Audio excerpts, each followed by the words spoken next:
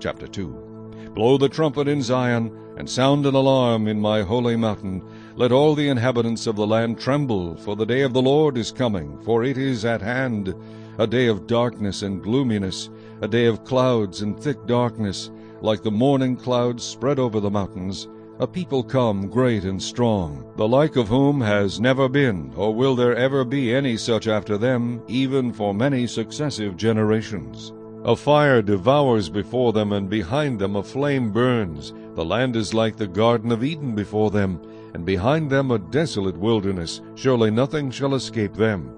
Their appearance is like the appearance of horses, and like swift steeds, so they run. With a noise like chariots, over mountain-tops they leap, like the noise of a flaming fire that devours the stubble, like a strong people set in battle array. Before them the people writhe in pain. All faces are drained of color. They run like mighty men. They climb the wall like men of war. Every one marches in formation, and they do not break ranks. They do not push one another. Every one marches in his own column. Though they lunge between the weapons, they are not cut down. They run to and fro in the city. They run on the wall. They climb into the houses. They enter at the windows like a thief. The earth quakes before them, the heavens tremble, the sun and moon grow dark, and the stars diminish their brightness.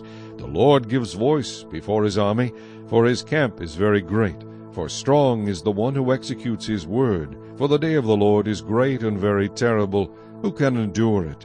Now therefore, says the Lord, turn to me with all your heart, with fasting, with weeping, and with mourning. So rend your heart and not your garments. Return to the Lord your God. For he is gracious and merciful, slow to anger, and of great kindness, and he relents from doing harm.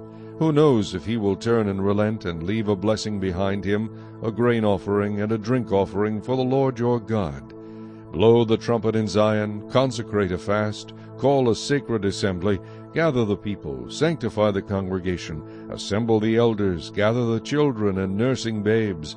Let the bridegroom go out from his chamber, and the bride from her dressing room. Let the priests who minister to the Lord weep between the porch and the altar. Let them say, Spare your people, O Lord, and do not give your heritage to reproach, that the nations should rule over them. Why should they say among the peoples, Where is their God?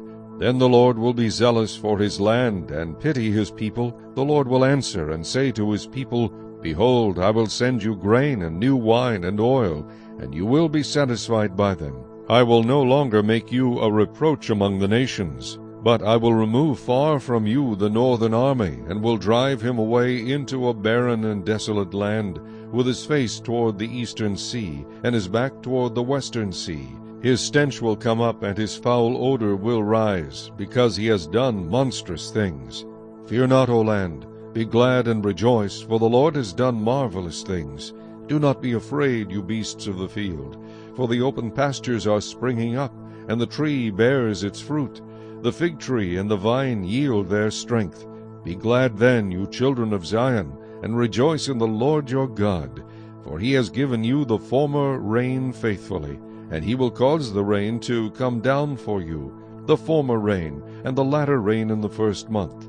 The threshing floors shall be full of wheat, and the vats shall overflow with new wine and oil.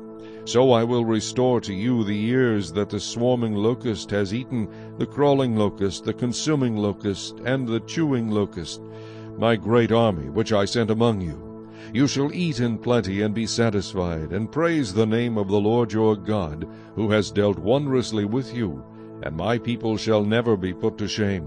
Then you shall know that I am in the midst of Israel. I am the Lord your God, and there is no other. My people shall never be put to shame.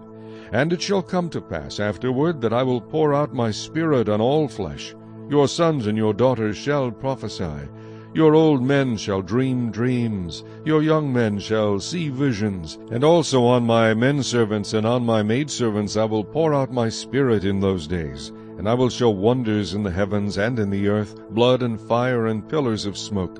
The sun shall be turned into darkness, and the moon into blood, before the coming of the great and awesome day of the Lord. And it shall come to pass that whoever calls on the name of the Lord shall be saved. For in Mount Zion and in Jerusalem there shall be deliverance, as the Lord has said, among the remnant whom the Lord calls.